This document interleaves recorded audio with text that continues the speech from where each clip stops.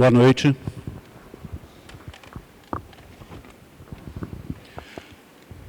É com grande alegria que estamos aqui mais uma vez para bater esse papinho sobre o tema que nos foi sugerido, Esperança, capítulo 75 do livro Vinha de Luz.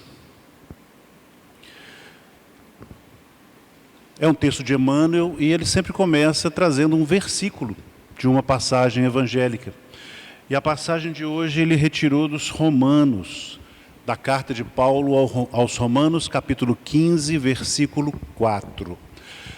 A carta aos Romanos é das cartas de Paulo a maior, que se pode dividir em 8 trechos, 8 etapas. E aonde ele faz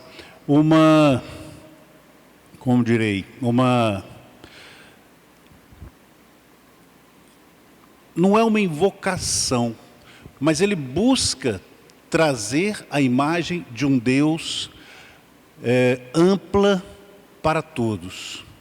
Paulo, sabemos a história, o nome dele era Saulo, e após ter visto Jesus na entrada de Damasco, o próprio Jesus passou a chamá-lo de Paulo.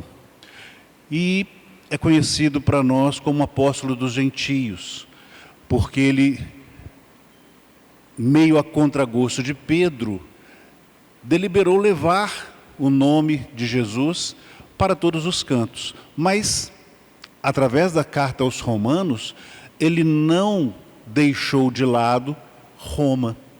Pelo contrário, escreveu as cartas para Roma por três vezes, enquanto ele fazia a caminhada pelo mar Mediterrâneo. Então ele se preocupou também em encaminhar a mensagem de Jesus aos romanos, vamos dizer assim, ao centro do mundo, àqueles que comandavam o mundo, que eram donos do mundo à época. E Paulo era romano. Apesar de fariseu, ele era romano por descendência. E foi um dos motivos pelos quais ele não foi crucificado como foi Jesus e como foi Pedro. Eles entenderam que não poderia crucificar um romano da mesma forma. Mas foi morto por Roma por sua defesa do cristianismo. Bom, o versículo porque tudo que dantes foi escrito, para nosso ensino foi escrito para que pela paciência e consolação das Escrituras tenhamos esperança. Então Emmanuel vai falar aqui da esperança, focando a esperança de Paulo. E aí nós temos que ir lá na carta de Paulo aos Coríntios, capítulo 13, versículo 13. Aonde ele faz aquela linda reflexão sobre fé, esperança e caridade. E ele termina dizendo que essas três são as grandes virtudes, e de todas elas, a caridade ou o amor é a maior delas. Mas se a gente também tentar se conectar nesse versículo, eu vou tomar a liberdade, mais uma vez com vocês, de ler os primeiros versículos desse capítulo 15, para que a gente possa entender o contexto desse versículo. Então Paulo começa esse capítulo dizendo o seguinte: mas nós, que somos fortes, devemos suportar as fraquezas dos fracos e não agradar a nós mesmos. Portanto, cada um de nós agrade ao seu próximo no que é bom para a edificação. Porque também Cristo não agradou a si mesmo, mas como está escrito, sobre mim caíram as injúrias dos que te injuriavam. Porque tudo que dantes foi escrito, para nosso ensino foi escrito, para que pela paciência e consolação das Escrituras tenhamos esperança.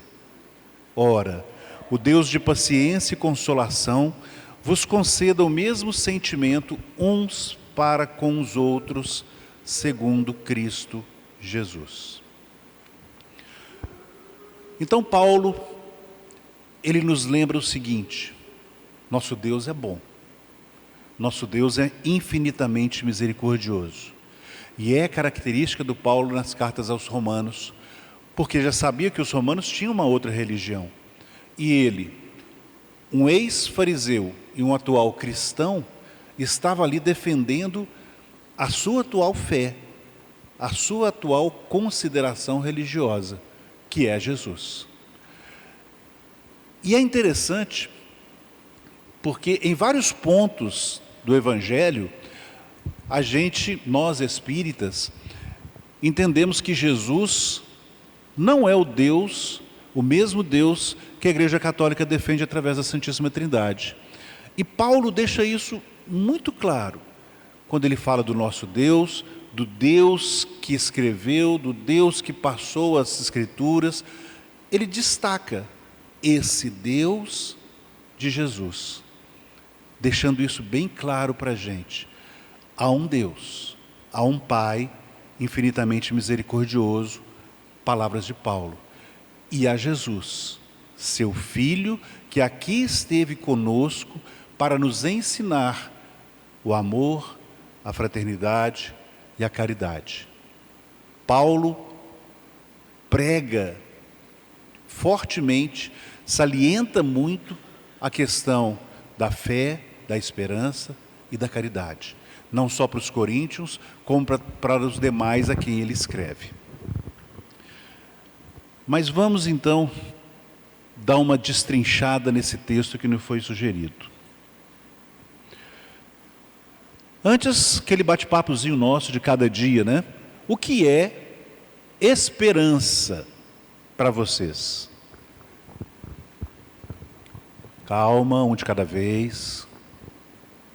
As pessoas costumam falar que esperança é do verbo esperançar, e não do verbo esperar.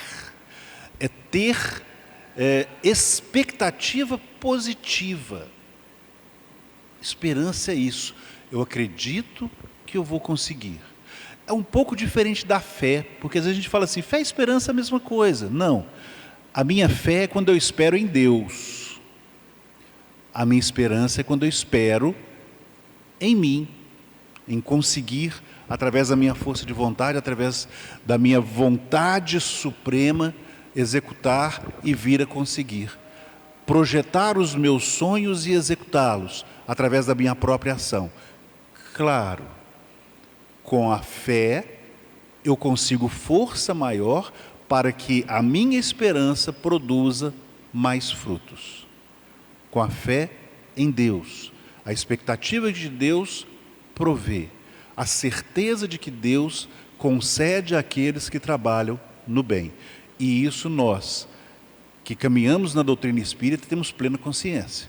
Muitos exemplos o Chico já nos trouxe, o Arigó já nos trouxe, o Divaldo já nos trouxe, através das psicografias e através dos exemplos de caridade que eles fizeram. Perguntaram uma vez para Chico, Chico, quando é que você vai morrer? E ele, já com mais de 50 anos de mediunidade, já com mais de 70 anos de idade, ele disse, eu já comprei o bilhete, mas o motorneiro ainda não quer me levar. Por quê? Porque o trabalho dele era positivo. O trabalho dele era um trabalho que trazia frutos. Olha o nosso querido Divaldo, 96 anos de idade e produzindo. E eu tenho fé em Deus que ainda vamos tê-lo aqui em Divinópolis, para uma palestra, para um bate-papo com ele, talvez até nessa casa mesmo. Mas 96 anos de idade, administrando a Mansão do Caminho, junto com todos que o ajudam, e fazendo palestras. É o bem que ele faz que retorna a ele mesmo. O bem que a gente faz retorna a cada um de nós. A esperança é isso, é a nossa expectativa de receber o bem que a gente faz.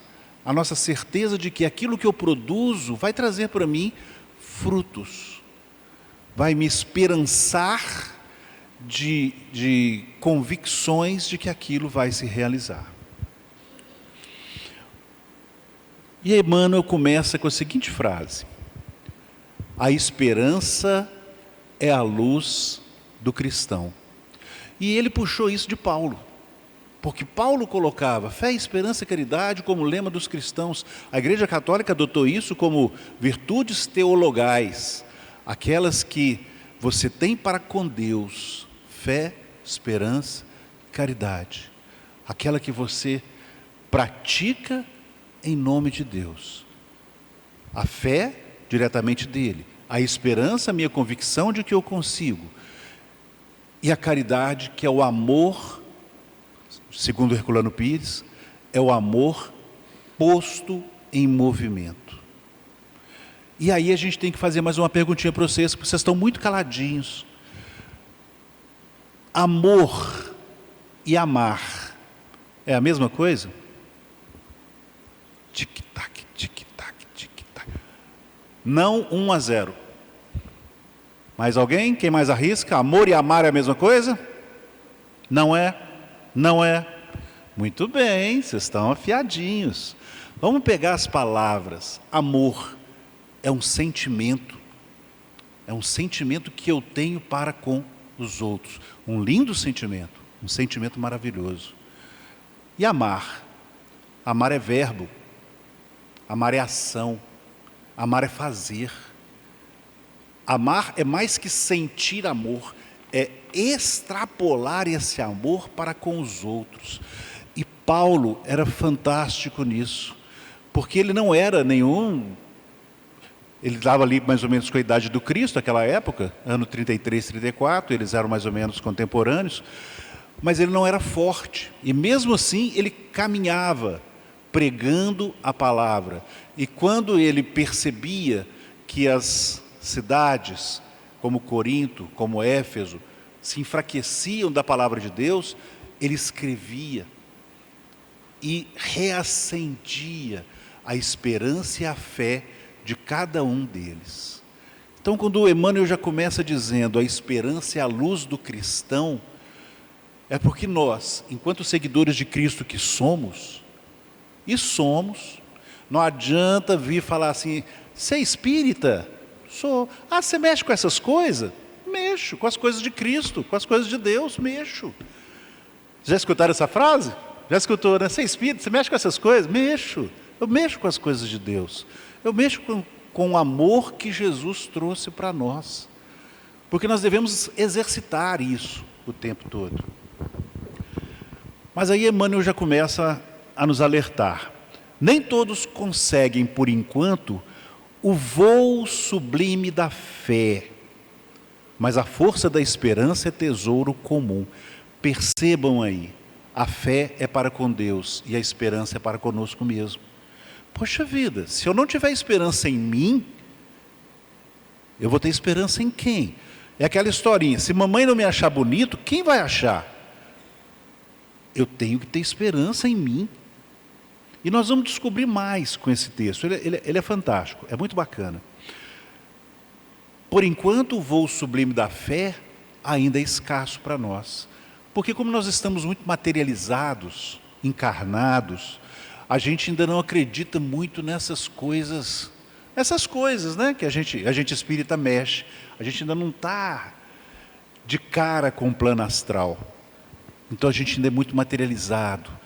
Para explicar a fé, e mais que isso, para exercer a fé, a gente ainda escorrega, como se estivesse pisando em casca de banana. Mas a esperança não. Quem aqui não tem sonhos? Quem aqui não tem planos para o futuro?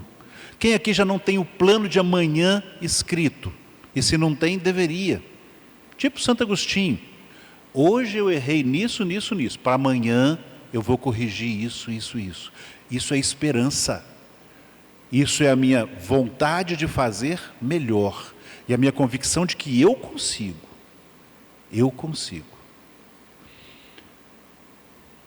Emmanuel continua: nem todos podem oferecer, quando querem, o pão do corpo E a lição espiritual, isso é para Cristo.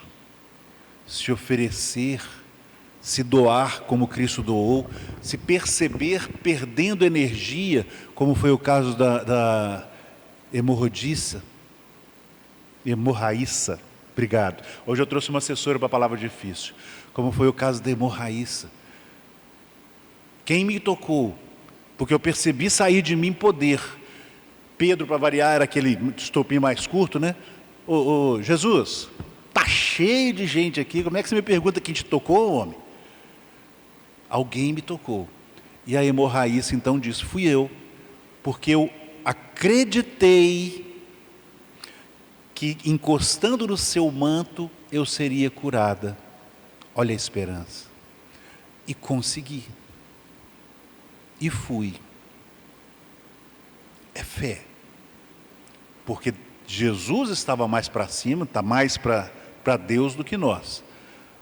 Mas ela também teve esperança de que ia conseguir.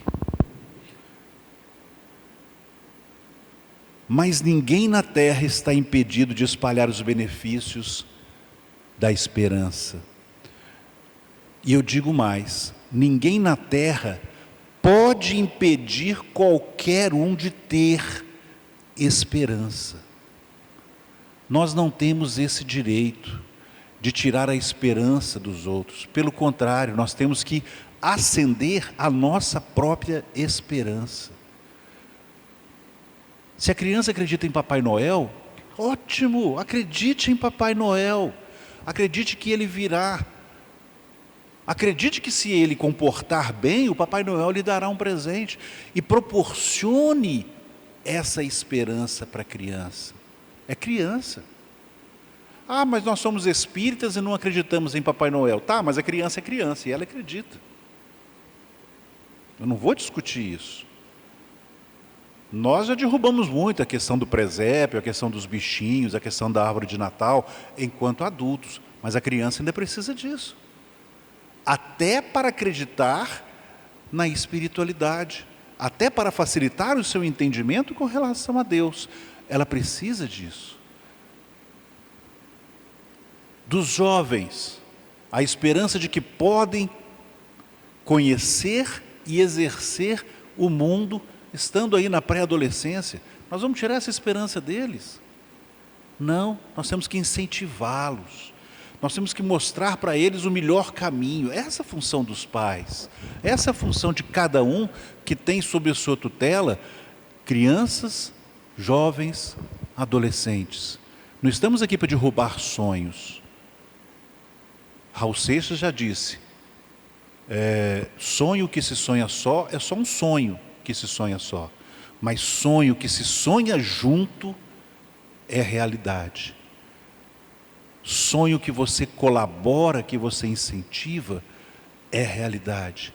É aquela esperança que renasce para que ela acredite que é capaz. Mais do que acreditar que Deus a proverá, ela acredita que é capaz de fazer. É lógico que vamos já começar a quebrar com os jovens alguns paradigmas, mas mostrar a eles que a esperança começa aqui, junto do reino dos Deus, que está dentro de cada um de nós.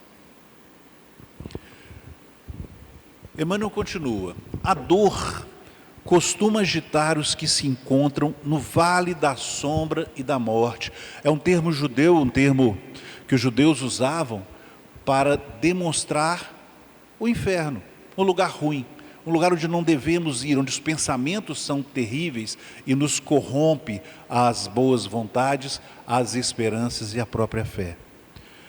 Onde o medo estabelece atritos e onde a aflição percebe o ranger de dentes nas trevas exteriores. E aí, antes de pegar o trecho final, eu queria trocar uma figurinha com vocês. Nas trevas exteriores, os judeus colocavam esse termo, trevas exteriores. Mas aonde está o inferno? As pessoas falam o inferno é um umbral. As pessoas falam o céu é nosso lar. Não, nosso lar também é um umbral. Afinal de contas, aonde é o inferno e aonde é o céu? Talvez a pergunta melhor seja: aonde nós produzimos um inferno e aonde nós criamos um céu? Em cada um de nós. Em cada um de nós. O inferno são as nossas ações, são os nossos pensamentos ruins. O céu são as nossas boas ações e os nossos pensamentos que constroem. Caramba, se tivesse dito isso na minha primeira comunhão, eu tinha mudado minha vida. A gente ficava com medo de ir para o inferno, sendo que muitas vezes a gente estava com o inferno dentro da gente. A gente fazia isso aqui para poder ir para o céu, e muitas vezes a gente já praticava um céu em casa.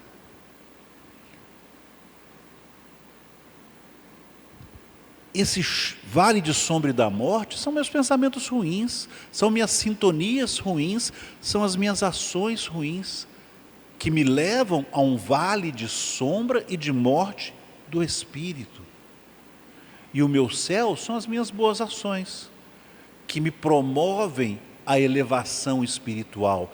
Nós estamos falando de espírito, de espiritualidade. Pessoal, quando Cristo passou por aqui e começou a falar conosco em parábolas, depois vocês busquem todas as parábolas que o Cristo utilizou se referiam à espiritualidade, a um reino espiritual superior, àquilo que a doutrina espírita trouxe posteriormente, mas que ele não poderia falar claramente há 2000 anos atrás. Todas. Quando informaram para Jesus que haviam degolado João Batista, a primeira coisa que ele começou a dizer para os seus discípulos: é chegada a hora de revelar o reino dos céus. E vai mais uma perguntinha para vocês. Hoje eu estou perguntando até toda a vida: aonde está o reino dos céus? Lucas traz isso para nós. O reino dos céus, de Deus, ou o reino dos céus, está dentro de cada um de nós. Dentro de cada um de nós. Continuando. Então, ele fala sobre o vale da sombra, as trevas exteriores, e Emmanuel fala assim: mas existe a luz interior, que é a esperança. Luz interior, que é a esperança. Percebam que aí Emmanuel nos dá um trabalho. Ele deixa claro para a gente o seguinte: você tem uma luz interior, você tem esperança, então você tem uma luz interior. Agora, você usa, você está esperançando, exercitando a sua esperança? Não se iludam, e isso é uma coisa que eu acho que toda casa espírita, toda religião tinha que deixar muito claro. Religiosidade não é um comprimido de santidade. Religiosidade é a prática do bem. Só isso. Vocês concordam comigo? É isso. É fazer o bem. O que o Cristo fez? O bem. Que é mais religioso que ele? Falou do reino de Deus o tempo todo. Falou do reino dos céus o tempo todo. Falou do Pai, nosso Deus maior, o tempo todo. Praticando. Exercitando. Chamando as pessoas ao trabalho, à prática. Eu estava comentando isso com a minha esposa esse final de semana. Até quando você acha que a pessoa estava folgada, tipo o Zaqueu, que era baixinho, e subiu na árvore para ver o Cristo passar. Aí, se tivesse escondido era melhor. Jesus passou: Zaqueu, desce aí que hoje eu vou almoçar na sua casa. E Zaqueu se converteu nesse momento. Se tornou uma pessoa melhor, porque ele tinha essa expectativa ou esperança, que o Cristo o abençoasse. E nos traz o Evangelho que a partir daí Zaqueu disse que ele era cobrador de impostos: eu vou devolver o dobro daqueles que eu lesei. e a partir de hoje eu vou trabalhar honestamente. O Cristo transformou as pessoas com a sua presença. Alguém já foi em Uberaba? Na Casa do Caminho? Alguém chegou a conhecer ou visitar Chico Xavier? Pois bem, contam, e aí pessoas do movimento espírita nos contam que quando você chegava perto da Casa do Caminho, você já sentia um outro plano, uma outra vibração, um outro sentimento. Você já se transmutava, você quase que levitava pela sintonia maravilhosa que era chegar perto da Casa do Caminho, onde Chico trabalhava. Aqueles que conheceram Chico disseram que é um estado de êxtase. Tamanha a vibração positiva que Chico Xavier emanava. Agora imagine o que é estar do lado de Jesus. O que é ouvir Jesus falar assim: aqui eu vou jantar na sua casa. Hoje nós tiraríamos os melhores talheres, mas aqui eu não quis saber disso. Ele tirou o que ele tinha de melhor: a honestidade, o fazer o bem. É isso que Cristo nos pede, e é isso que a esperança, quando ela iluminar-nos convenientemente, nos fará fazer. Caminhar para o bem, leves, felizes, em êxtase, porque a gente encontrou o verdadeiro caminho. Mas Emmanuel não deixa isso fácil não. Aqui ele fala: existe a luz interior que é a esperança, tá? Tranquilo, luz interior, esperança. Olha o que ele fala aqui depois. A negação humana declara falências, ou seja, não, eu não tenho esperança, eu não espero nada, eu não aguardo nada, eu não acredito em nada, eu não tenho fé. A negação humana declara falências, lavra atestados de impossibilidade, traça inextricáveis labirintos. No entanto, aí lá vem Emmanuel dar um nó na nossa cabeça. No entanto, a esperança vem de cima, à maneira do sol que ilumina do alto e alimenta sementeiras novas, desperta propósitos diferentes, cria modificações redentoras e descerra visões mais altas. Poxa, Emmanuel, mas você falou que a luz era de dentro, e agora você está falando que a luz vem de cima? A luz vem de dentro e a luz vem de cima. Ah, Ledir, agora você vai enrolar a gente. Não, não vou não. Dentro de nós tem o que? Esperança? Sim, que mais? O reino de Deus, de onde tudo emana. Nós, enquanto espíritos, somos filetes, raios, pequenas luminosidades de Deus, criação dele. A esperança, enquanto virtude, assim como a fé, nos leva a ele. Mas ele nos irradia essa vontade através do bem, através das boas obras, através das ações. Não só a esperança, como a fé e como o amor. Temos inúmeras outras virtudes que a Igreja Católica coloca, mas essas três são as bases de Paulo para nos elevar de um nível humano para um nível crístico, nos fazendo reconhecer e nos transformar. Então, Emmanuel está certo. A força vem de Deus, mas o reino de Deus está dentro de cada um de nós, nas nossas convicções, na nossa força de vontade, na nossa efetiva vontade de sair da nossa mesmice e encarar mudança. Eu poderia virar para vocês agora e perguntar: quem quer mudança?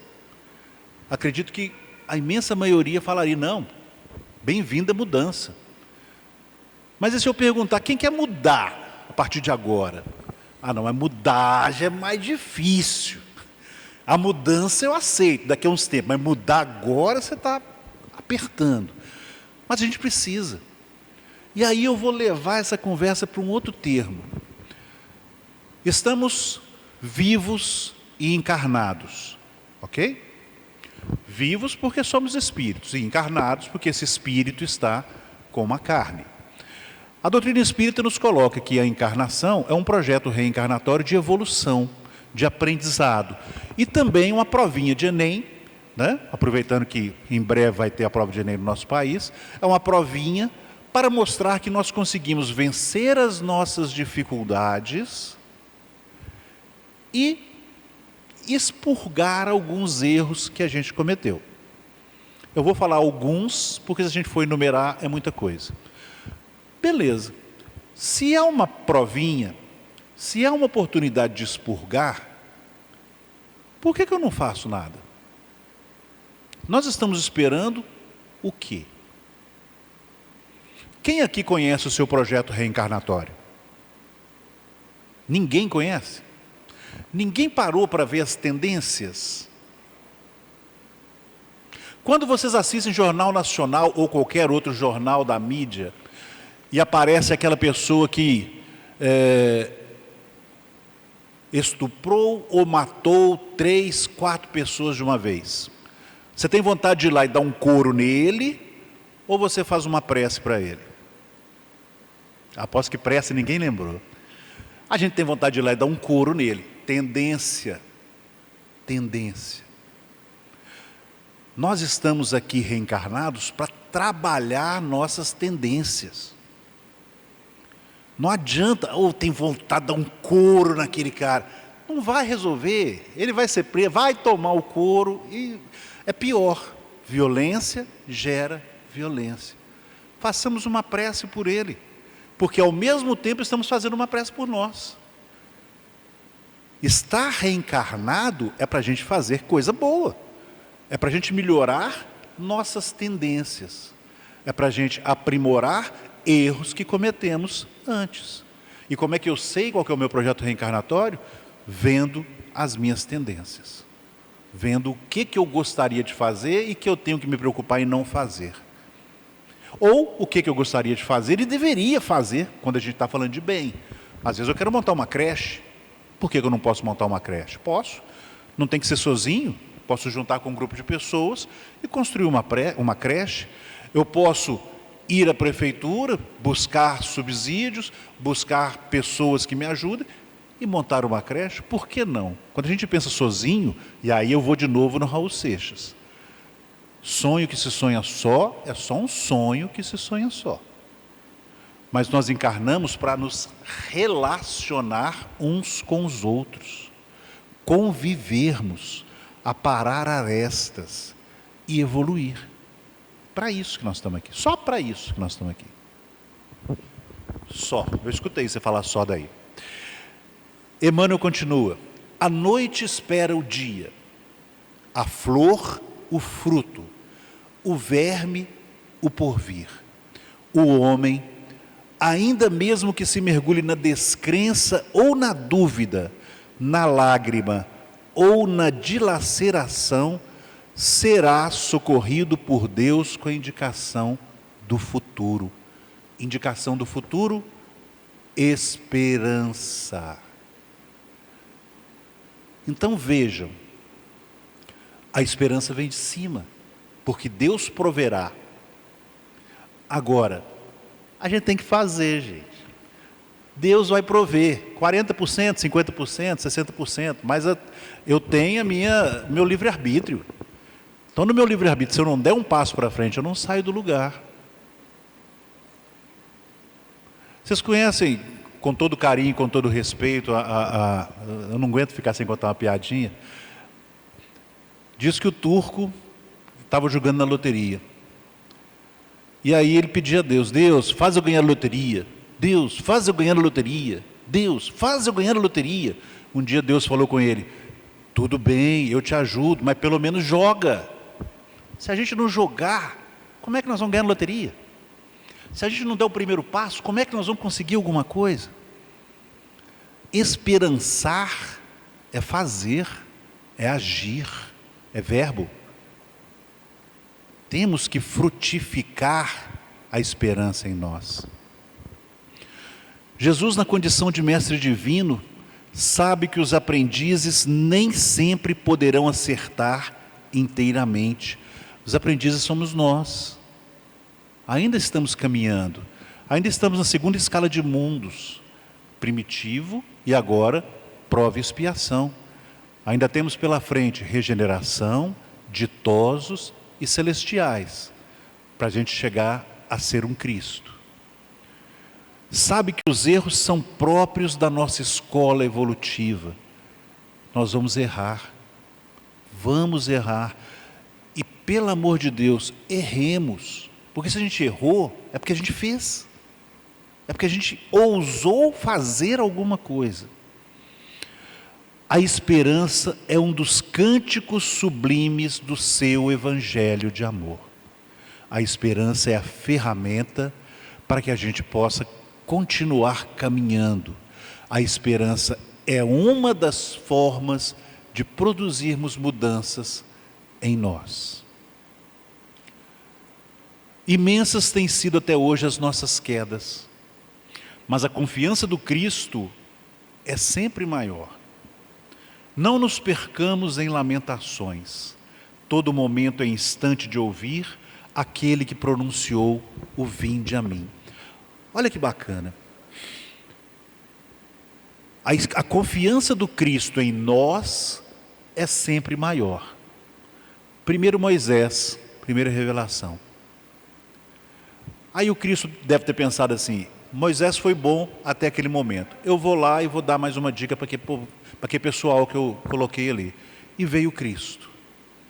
Mas ele tinha tanta confiança que a gente ia melhorar, ia precisar de mais conselho, que ele falou: enviarei o Espírito de verdade, e ele lhes trará o esclarecimento necessário.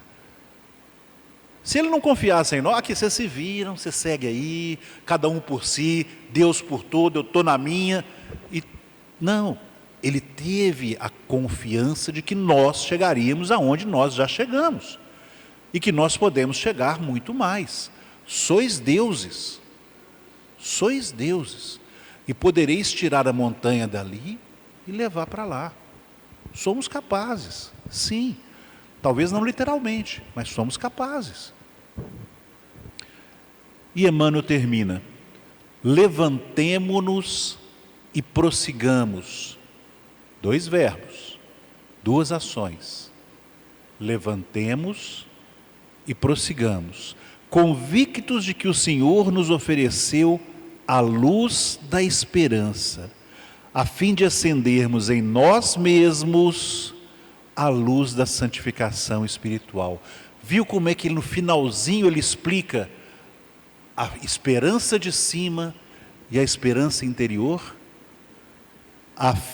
O Senhor nos ofereceu a luz da esperança, ou seja, o reino de Deus, a oportunidade de nos melhorarmos e de evoluirmos, a fim de acendermos em nós mesmos essa mesma luz de santificação espiritual. Gente, às vezes eu escuto o pessoal falando uma linha de pensamento que a Igreja Católica, que a Igreja Evangélica ainda defende. Jesus nos salvou. É lindo, é maravilhoso e levanta em nós a vontade de fazer bem, porque alguém nos salvou. Mas vamos avaliar: quem salva cada um de nós? Somos nós mesmos. Jesus deu a direção, Jesus mostrou o caminho. Mesmo quando ele foi crucificado, ele se emudeceu, resiliente, resignado, seguiu o caminho até a cruz. Chegando lá, ainda pediu a Deus pelos ladrões que estavam ao seu lado, desabafou como cada um de nós desabafa: Deus, por que me abandonaste? Porque aquele momento era dele, não era nosso. E nos mostrou que, sendo resignados, sendo resilientes, mas esperançosos, nós iríamos conquistar o reino que ele prometeu logo após a decapitação de João Batista, que é o reino de Deus e que está em nós. Depois de crucificado e morto, ele foi buscar Judas. Na verdade, ele não foi buscar, ele foi até lá orar e emanar boas energias para facilitar o entendimento e a recuperação de Judas para um novo momento. E depois surgiu de novo entre os apóstolos, trazendo a mensagem de que ele continuava vivo. Mais uma prova de esperança e mais uma fortaleza para seguirmos em frente. Então a mensagem de hoje é: sejamos esperançosos com as nossas convicções, com os nossos sonhos, com os nossos planos, mas principalmente com a nossa espiritualização, com o nosso progresso, com a nossa elevação moral. Obrigado pela atenção. Desculpem se me prolonguei demais. Que Jesus abençoe a cada um de nós, hoje e sempre.